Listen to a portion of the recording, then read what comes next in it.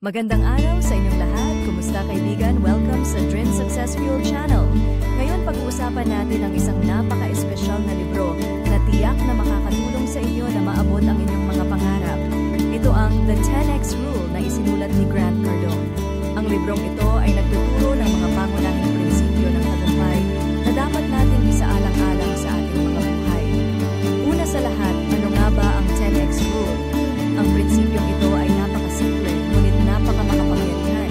Sinasabi ni Cardone na dapat tayong magtakda ng mga layunin na 10 beses na mas malaki kaysa sa kung ano ang ating pinaniniwalaan ngayon. Oo, tama ang narinig ninyo.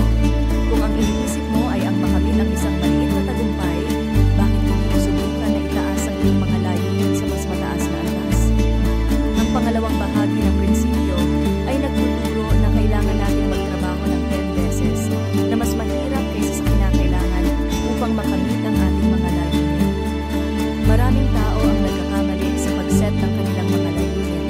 Madalas, nagtatakda sila ng mga layunin na masyadong mababa at dahil dito, hindi nila pinagsisikapan ang kanilang mga pangarap. Sa huli, nagiging dahilan ito kung bakit hindi nila nakakamit ang kanilang mga nais. Kaya sa librong ito, matututo tayong mangarap ng malaki at pagtatrabahuhan ito ng mas matindi.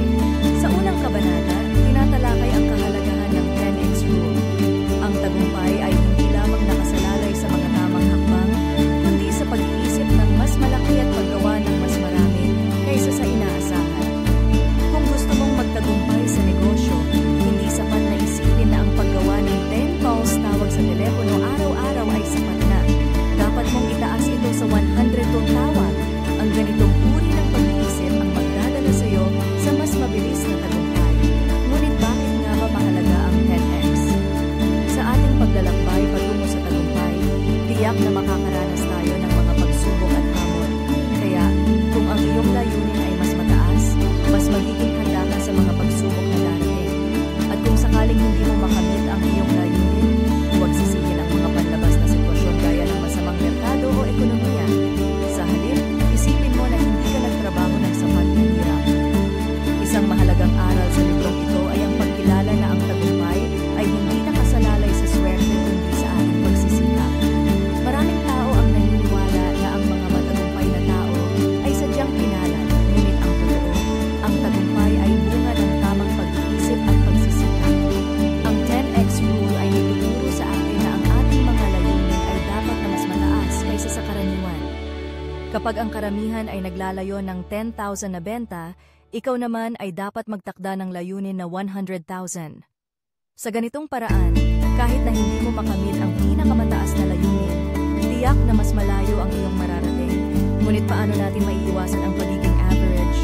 Ang pagiging average ay isang mapanganib na mindset. Madalas, nagiging dahilan ito ng pagkakaroon ng mediocre na buhay. Kaya naman, dapat tayong mangarap ng mas malaki at magtrabaho ng mas matindi.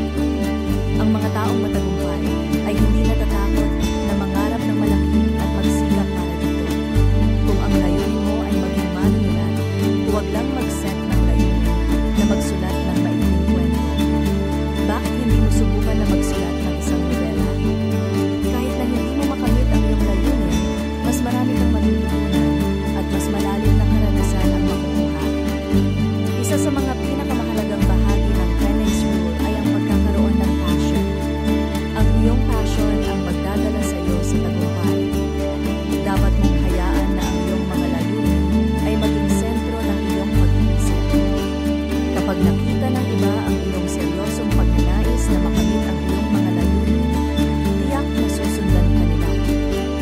Kaya, maging passionate ka sa iyong mga plano at layunin. Ngunit sa kabila ng lahat ng ito, hindi maiiwasan ang takot.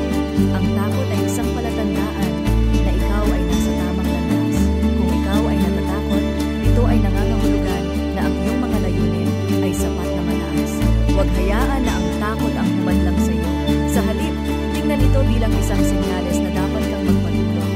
Isa pang mahalagang aral mula sa librong ito ay ang pag-iwas sa mga excuse.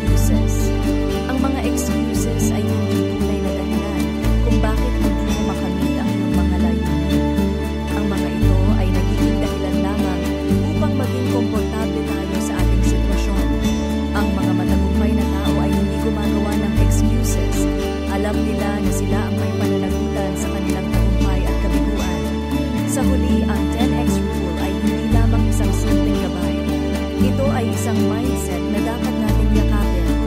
Dapat tayong patuloy na mag-push sa ating mga sarili at huwag matakot na mangarap ng malaki. Ang tagumpay